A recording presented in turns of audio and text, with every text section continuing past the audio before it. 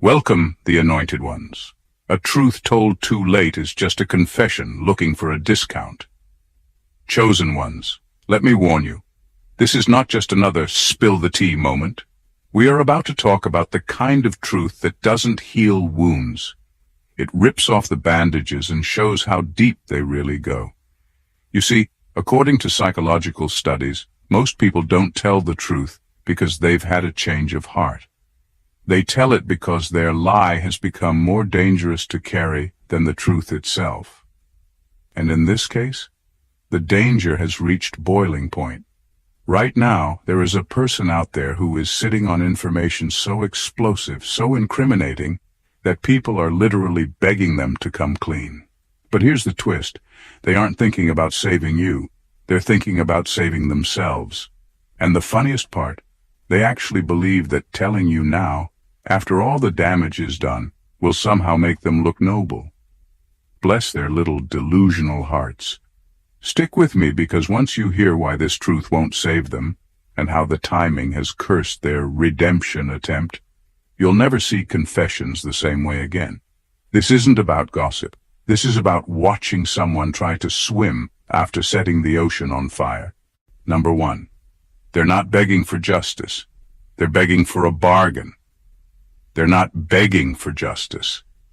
They're begging for a bargain. That's the core of it. When someone has been sitting on the truth for this long, their sudden urgency to speak up isn't born from moral awakening. It's born from the realization that their silence no longer works in their favor. At this stage, their concern isn't about clearing your name, healing old wounds, or even righting the wrongs they caused. Their concern is about damage control, specifically their own. The begging isn't a sign that they're finally choosing the right side. It's a sign that they're desperate to negotiate how the truth comes out. They want to control the pace, the tone, and the framing so they can soften the blow on themselves.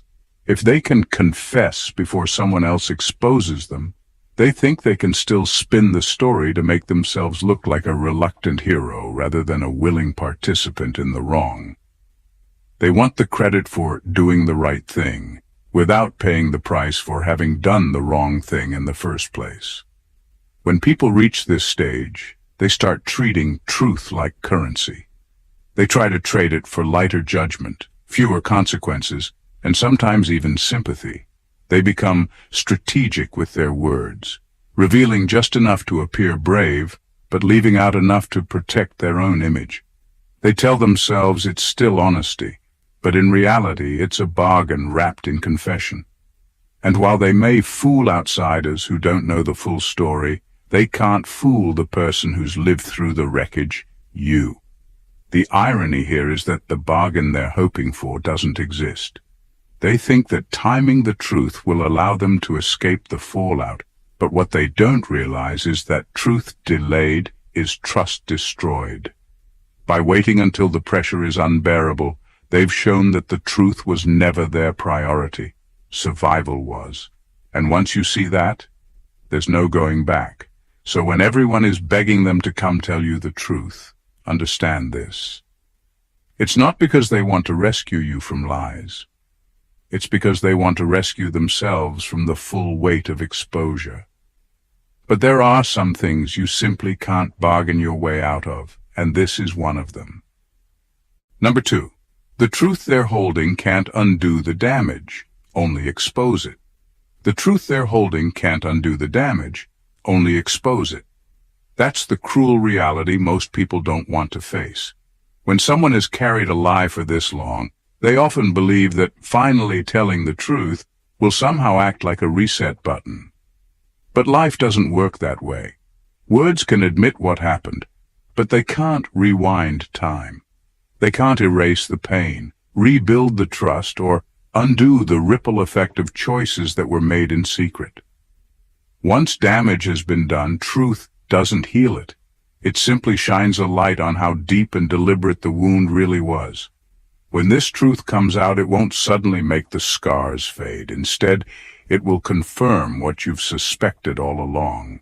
that the harm wasn't accidental, and that it took intentional silence for it to last this long. That's the part they don't want to think about. They want to believe that their confession will make them look courageous. But what it actually does is expose how long they were willing to let the lie live. It reveals their priorities, their alliances, and the fact that your well-being was never at the top of their list. This is why late truth feels so heavy. It doesn't arrive with the freshness of honesty. It arrives with the weight of delay, and that delay changes everything. The truth now becomes evidence, not restoration. It's proof of how long they watched the damage unfold without stepping in. And the worst part, the longer the lie lived, the more roots it grew, and the more people it hurt. So, when they finally speak, it won't be a moment of redemption. It will be a moment of revelation, not about what happened, but about who they really are. People sometimes forget that telling the truth late can be just as damning as never telling it at all. Because by the time they release it, the harm has already cemented itself into the story, and no confession can rewrite history. In the end, their truth won't save anyone, especially not them. It will simply confirm what's already been lived, and in doing so, it will make their silence look louder than any lie they ever told. Number 3, their motive isn't mercy. It's fear of exposure from another source. Their motive isn't mercy. It's fear of exposure from another source. That's the real engine behind their sudden interest in doing the right thing. For the longest time, silence was their safest weapon. It kept them in control, it shielded them from accountability, and it allowed them to shape the narrative however they pleased. But now, something has shifted. Someone else knows. Someone else has the same truth, maybe even a fuller version of it. And that knowledge has turned their silence into a ticking time bomb. They aren't speaking because they've grown a conscience or been moved by guilt. They're speaking because they no longer have the luxury of being the gatekeeper of the story. When they realize that someone else could expose them without their spin, panic sets in. They want to beat that person to the punch so they can control how the truth lands. If they tell it first, they think they can set the tone, soften the blow, and make themselves appear as if they were always leaning toward honesty. This is what makes their confession so hollow. It's not bravery. It's strategy. It's not a moral stand. It's a race against time. They're trying to get ahead of the story, not because it will help you, but because they think it will help them. They've seen enough to know that when someone else tells the truth, it comes raw and unfiltered. But when they tell it, they can crop it, polish it, and sprinkle in just enough emotional bait to make themselves seem like the victim of circumstance rather than the architect of harm. What they fail to see is that this type of timing reveals everything. People can sense when truth is delivered out of self-preservation instead of integrity. It carries a different tone, a different energy. It feels rehearsed, managed, and calculated because it is. The very act of trying to beat someone else to the reveal exposes the fact that they were never planning to tell you in the first place. In the end, this isn't an act of mercy. It's a defensive move by someone who has realized that the truth, once out of their hands, will strip them of every ounce of control they've been clinging to. And that's the kind of exposure they fear most. Number 4. They're hoping truth will be a shortcut to forgiveness. They're hoping truth will be a shortcut to forgiveness, as if the act of confessing automatically wipes the slate clean. In their mind, admitting what they did is a grand gesture, a magic key that should instantly unlock your compassion and close the book on their wrongdoing. They see the truth as a transaction. I give you honesty, you give me forgiveness. What they fail to realize is that forgiveness, especially after deep betrayal, isn't triggered by words alone. It's built on changed behavior, genuine remorse, and the willingness to make amends. none of which can be faked for long. This is where their miscalculation shows. They believe that telling you the truth is the hard part, when in reality, it's the easiest thing they could do at this point. The real work would be showing consistency, rebuilding trust, and proving that the same patterns won't repeat. But that requires humility and time, and they don't want either. They want the fast track. They want the relief of being forgiven without the inconvenience of earning it. They underestimate you because they assume you're still standing where they left you, vulnerable, doubting yourself, craving closure. They imagine that their confession will feel like water in a desert, that you'll welcome it without question because you've been starving for it. What they don't see is that you've already been through the storm, survived it, and rebuilt parts of yourself without their help. You're not desperate for their truth anymore. You've learned to live without it. And when you're no longer desperate, you can see manipulation for what it is. This is why truth without transformation is dangerous. It becomes another tool for control. They can present themselves as the brave soul who finally came clean while quietly avoiding any responsibility for the aftermath of their actions. They can spin their confession as a moral victory, when in reality, it's just another layer of self-interest. So while they may hope the truth will fast-track them into your forgiveness, what they're really doing is showing you how little they've changed. Because anyone who truly understands the weight of what they've done knows that the truth isn't the ending. It's only the beginning of proving they're not the same person who caused the damage. Number 5. The confession will be crafted, not complete. The confession will be crafted, not complete. That's the part you have to be ready for. When someone has lived with a lie long enough, they don't just flip a switch and start serving raw, unfiltered honesty. By the time they're ready to come clean, they've already rehearsed, revised, and reshaped the story in their mind to make sure it doesn't completely destroy them. What they give you will be the version that costs them the least, not the version that reveals the most. They'll frame their words carefully, like a picture on a wall. You'll get sharp detail in the areas that make them look remorseful, confused, or even victimized. But the parts that show deliberate harm, calculated betrayal, or pure self-interest, those will be cropped out. They'll call it telling the truth, because technically they are sharing pieces of it. But those pieces will be chosen with precision. The messiest, ugliest details will stay locked away where they think you'll never find them.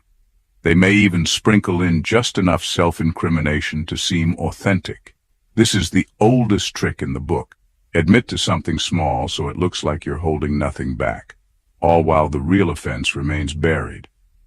They want the credit for being transparent, without paying the price for full exposure. This way, if the truth ever comes out in its entirety, they can claim they already told you most of it, and that anything left out was irrelevant or forgotten. The danger here is that partial truth can be more deceptive than a complete lie.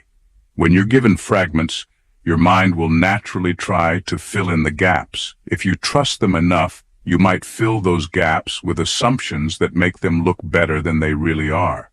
And that's exactly what they're counting on. So while they may present their confession as a brave and selfless act, understand that it's been engineered for optics. It's not the raw canvas. It's a carefully curated snapshot meant to suggest effort, remorse, and honesty, all while protecting the very things that would change how you see them forever. And if they have their way, you'll never know what's missing. Number 6, they don't want to clear your name. They want to clear their conscience. They don't want to clear your name. They want to clear their conscience. That's the difference people often miss. On the surface, it might look like they're finally stepping up to defend you, to set the record straight, to undo the damage their silence or lies caused. But deep down, their real mission isn't justice for you. It's relief for themselves. Carrying a heavy truth for too long starts to feel like a weight pressing on the soul, and eventually they're less concerned about how it affected you and more concerned about how it's affecting them. Revealing the truth becomes a selfish form of redemption. They can tell themselves they're doing the right thing without ever addressing why they didn't do it sooner. And when they finally speak, they'll expect recognition for their so-called bravery, as if this single act erases the years of damage they allowed to pile up. They're not motivated by the thought of restoring your reputation. They're motivated by the thought of restoring their own sense of peace. This is why their version of the truth often comes with an air of self-congratulation. They want you, and everyone else, to see them as the one who stepped in when it mattered, even though it's painfully obvious that it only mattered to them once they started feeling the consequences of holding it in. Their confession isn't a gift. It's an emotional offloading. They dump the truth at your feet, hoping it will lighten their load, while leaving you to deal with the shock, the hurt, and the fallout all over again. What they don't realize is that this kind of self-serving honesty often makes things worse. You can feel when someone is telling you something for their own benefit rather than yours. The tone is different. The timing is suspicious and the delivery feels hollow. It's not about lifting you up. It's about removing the guilt that's been gnawing at them. So while the world might see it as an act of courage, you'll know better. It's not courage to speak when silence becomes unbearable for the speaker. True courage would have been telling the truth when it could have spared you harm. This is just conscience clearing, dressed up as heroism. Number 7. They're only speaking because silence has become dangerous. They're only speaking because silence has become dangerous. For as long as their silence benefited them, protecting their image, shielding them from blame, or keeping them in good standing with the right people, they held on to it without hesitation. It wasn't about loyalty, morality, or strategy back then. It was about convenience. Keeping quiet was easy when it kept them safe and comfortable. But now the balance has shifted. The same silence that once worked in their favor has started working against them. Maybe whispers have started circulating. Maybe someone else is close to spilling the same truth they've been hiding. Maybe circumstances have changed so much that their silence now makes them look suspicious instead of innocent. Whatever the trigger, the reality is this. They're not speaking because it's the right thing to do. They're speaking because it's the safer thing to do for themselves. This is where their performance begins. They will frame their sudden honesty as a moral awakening, a sign that they couldn't live with themselves any longer. But the truth is, they could live with themselves just fine, until the risk of staying quiet outweighed the risk of speaking up. Now that silence could cost them relationships, opportunities, or even freedom, they've decided that confessing is the smarter move. It's nothing more than a survival tactic disguised as virtue. They've calculated that speaking now gives them a chance to control the narrative, paint themselves as cooperative, and maybe even gain sympathy. And the sad part is, some people will buy it. To those on the outside, it will look like an act of bravery. To you, it will be crystal clear that this is simply the next chess move in their game of self-preservation. The danger in moments like this is that their timing will be mistaken for sincerity. But sincerity is about motive, not just action. And when the motive is to protect themselves rather than protect the truth, you can be sure their words are not coming from a place of courage. They're coming from fear. This isn't about doing what's right. It's about doing what's necessary to save themselves. And that's a very different thing. Number 8. They're underestimating how much you already know. They're underestimating how much you already know. In their mind, they're preparing to drop a bombshell. something so big, so dramatic, that it will leave you stunned and speechless. They've probably rehearsed the moment in their head, imagining your face frozen in disbelief as they finally reveal the truth. But what they don't realize is that you've been living in the wreckage of their actions for far too long to still be clueless. The pieces they think they're about to hand you, you've already been collecting them one by one, quietly putting the puzzle together without their help. When you've been in the aftermath this long, patterns reveal themselves. Lies start to contradict each other. Behaviors repeat.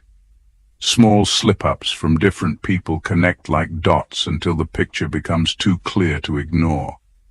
You may not have had their full confession, but you've had enough signs to know exactly what happened. And in some ways, your version is even sharper, because it's based on what they tried to hide, not what they chose to tell. That's the part they can't wrap their head around. They think they still control the information, when in reality the damage they left behind has already spoken louder than they ever could. Your understanding isn't built on their words, it's built on lived experience. And lived experience has a way of stripping away the illusions they worked so hard to maintain. So when they finally speak, expecting to watch you unravel under the weight of their truth, they'll be met with something they didn't plan for. Calm. Not because it doesn't matter, but because you've already adjusted your life around the reality they're only just now willing to admit. Their big reveal will feel like a rerun of a show you've already watched too many times. This is the danger of underestimating someone who's had to survive in the dark. They become experts at seeing without being told. They think they're stepping into the role of the storyteller, but in truth, all they're doing is confirming what you've known all along. And that confirmation won't give them the power they hoped for. It will only highlight how late and how little their words really are. Number 9. They're trying to control the narrative one last time. They're trying to control the narrative one last time. Even in the moment they claim to be coming clean, they can't resist the urge to manipulate how the story is told. They'll lace their confession with strategic omissions, subtle distortions, and carefully placed emotional triggers designed to make you see them in a softer light. Instead of presenting the truth in its raw form, they'll rearrange it, moving events around, tweaking timelines, and conveniently blurring certain details so that the ugliest parts of their role are harder to pin down. One of their favorite tactics will be planting seeds of doubt. They'll say things in a way that leaves you questioning whether you remember certain events correctly. They might even act surprised at your version of things, subtly implying that your memory is flawed or that you misunderstood the situation entirely. This tactic isn't about clearing the air. It's about clouding it just enough so they can still hide in the fog. They'll also slip in emotional bait, hoping to trigger sympathy. This could be through playing up their own hardships at the time, painting themselves as under pressure, or highlighting moments where they struggled with the decision to stay silent, as if wrestling with the choice somehow makes the choice itself less harmful. It's all part of the performance. Recast themselves as a reluctant participant rather than a willing betrayer. By doing this, they get to frame their role as complicated, conflicted, even noble in some twisted way. They want the final record of events to reflect that they didn't simply withhold the truth. They agonized over it, protected certain people, or waited for the right moment. They will do anything to turn a clear betrayal into a muddied moral dilemma, because in the messiness of blurred lines, they can hide. What they don't realize is that these tactics expose them more than they protect them. The need to reshape the narrative, even at the end, shows that control was always their priority. Not the truth, not accountability, and certainly not your healing. And once you see that, Their confession becomes less about closure and more about witnessing them cling to the last scraps of an image they've already lost. Number 10. The truth will cost them more than the lie ever did. The truth will cost them more than the lie ever did.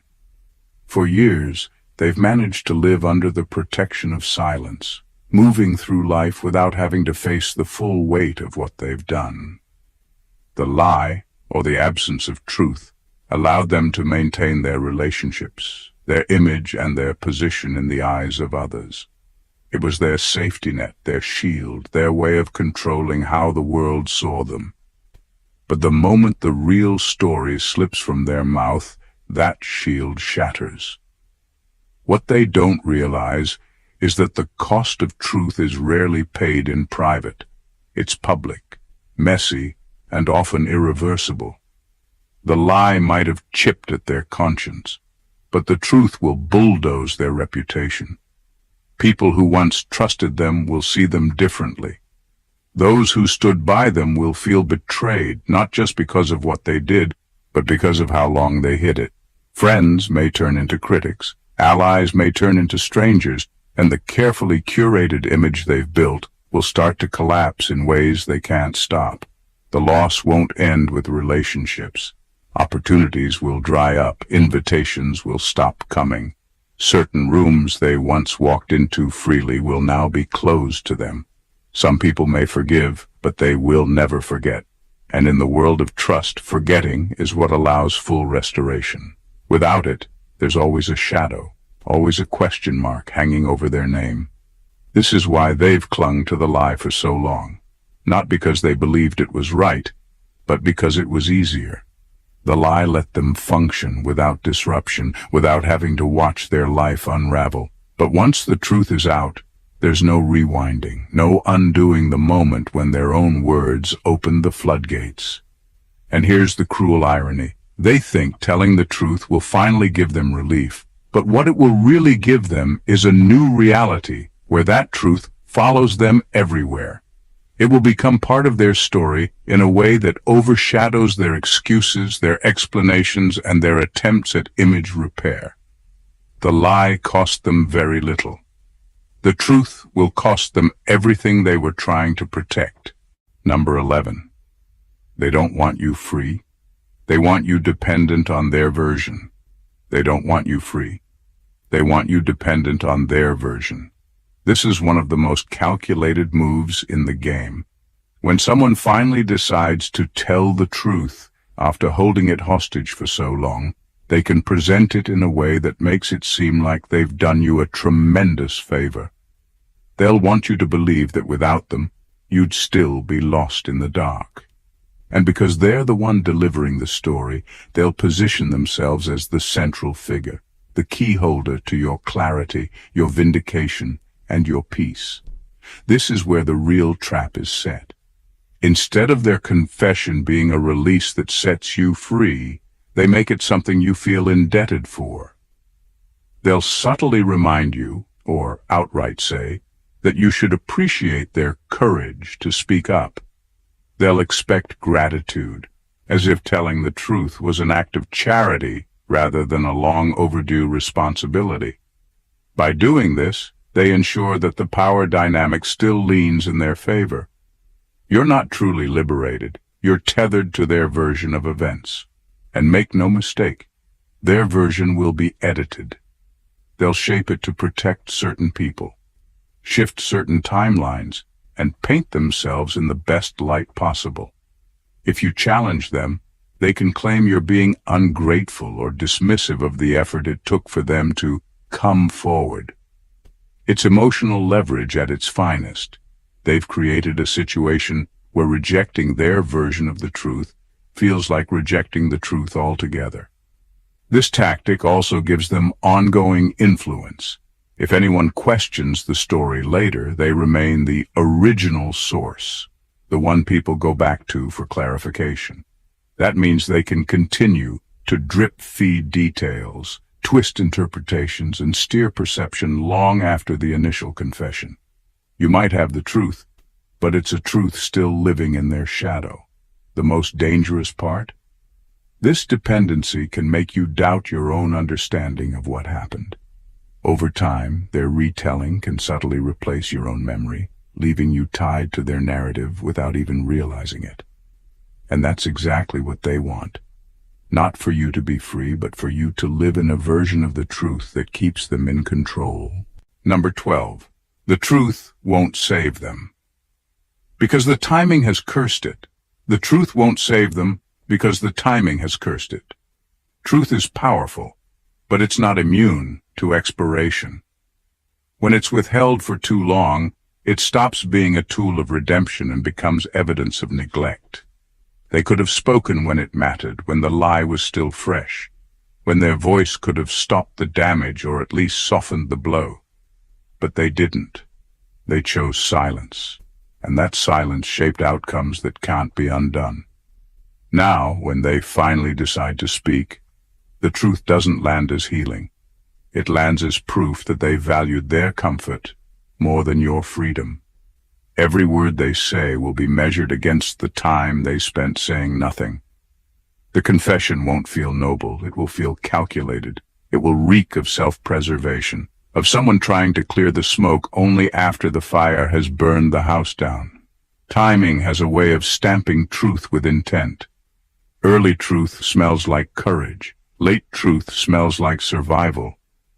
And the moment they open their mouth now, people will sense the difference. The weight of their delay will be heavier than the content of their confession. It won't just be what they finally admit. It will be the unspoken reality of why now that hangs in the air. The tragedy for them is that the truth, once cursed by bad timing, often backfires. Instead of earning sympathy, it raises suspicion. Instead of repairing their image, it exposes their cowardice. People will replay the months or years of silence and realize that their voice could have prevented betrayals, misunderstandings, or even loss. But they stayed quiet until silence became a liability. In the end, the truth will not be their savior. It will be their mirror, reflecting back the selfishness, fear, and hesitation that dictated their choices. And when truth arrives this late, it doesn't open doors, it closes them. Because the timing has cursed it, their words will feel less like light breaking through darkness and more like the flicker of a candle lit in a house that's already ash. Number 13. They're afraid of what the truth will confirm about you. They're afraid of what the truth will confirm about you, because the moment it comes out, it erases the narrative they've tried so hard to build about you. Once they speak, it won't just be a confession. It will be an unintentional crown placed on your discernment. It will prove that your instincts weren't wild guesses, that your warnings weren't paranoia, and that your so-called overreactions were actually grounded in reality. This is their deepest fear, not just being exposed for what they did, but exposing you for who you truly are, someone who saw through the fog when everyone else was blind. Your ability to connect dots, to sense shifts, to catch what wasn't said, all of it will be vindicated in an instant. And when that happens, the labels they or others tried to slap on you, too sensitive, dramatic, crazy, troublemaker, will fall to the ground with no way to stick again. The truth, once spoken, will rewrite the history they've been narrating. People who doubted you will have to replay old conversations in their mind and admit that you were the one holding the real story the entire time. It will reveal that you weren't stumbling in the dark. You were navigating with a light they couldn't extinguish. That's dangerous for them because it shifts the power dynamic forever. When someone's whole strategy relies on making you look unsure or unstable, the worst thing that can happen to them is for you to be proven right. Because now, every future disagreement, every warning you give, every gut feeling you express will carry weight. People will remember that you've been right before, even when it was uncomfortable to believe you. That's why they've dragged their feet, why they've delayed, why they've chosen silence until now. The truth won't just damage them. It will elevate you. And in their mind, that's almost worse. Because when the truth confirms who you are, it not only clears your name, it solidifies your authority. And once that happens, they'll never again have the power to make you doubt yourself. Number 14. The truth won't redeem them. It will seal their legacy. The truth won't redeem them. It will seal their legacy. They're imagining that their confession will be remembered as an act of courage, a moment where they finally did the right thing. But that's not how history works. The moment the words leave their mouth, they won't be cast as the hero of the story. They'll be permanently recorded as the villain who created the need for a confession in the first place. People won't remember the relief in their tone. They'll remember the wreckage in their wake. The headlines in hearts and minds won't read, "They told the truth." It will read, "They were the reason the truth had to be told." Their name will be tied, not to the act of setting the record straight, but to the chain of events that made the truth necessary. The confession will not erase the years of lies, manipulation, and silence. It will highlight them. It will shine a spotlight on how long they kept quiet, how much damage was done in that time, and how deliberate their choices were. This is the part they don't see. Confession doesn't reset the scoreboard, it freezes it. The final tally will show not just the harm they caused, but also the selfish delay before they acted. Their redemption moment will instead be a timestamp proving how late they arrived to integrity's table. And when people look back, they'll see the gap between the moment they could have spoken and the moment they finally did. And that gap will define them more than the confession ever could. In the end, they'll discover that truth doesn't always wash you clean. Sometimes it's the ink that writes your story and permanent marker. And once that happens, there's no rewriting your role, only living with the fact that you'll forever be remembered as the reason the truth had to crawl into the light. The truth, when it finally comes, is never just about revealing what was hidden. It's about exposing the motives, timing, and consequences that shaped the silence before it. The person everyone is begging to speak up isn't stepping into the light out of courage or compassion. They're moving from fear, self-preservation, and a desperate bid to control what's left of their story. Their confession won't undo the damage, erase the scars, or rewrite the past. Instead, it will confirm what you already know, that their silence was a choice, their delay was calculated, and their version of the truth will always be crafted to protect themselves, not to free you. They don't want you free. They want you tethered to their narrative, dependent on their version of events. They hope that speaking now will shortcut their way to forgiveness and clear their conscience. But what they don't realize is that the timing has cursed their truth. It won't redeem them, it will seal their legacy as the architects of betrayal. And in the end, when their words finally surface, they will validate every instinct you had, every warning you gave, and every moment you questioned what was really going on.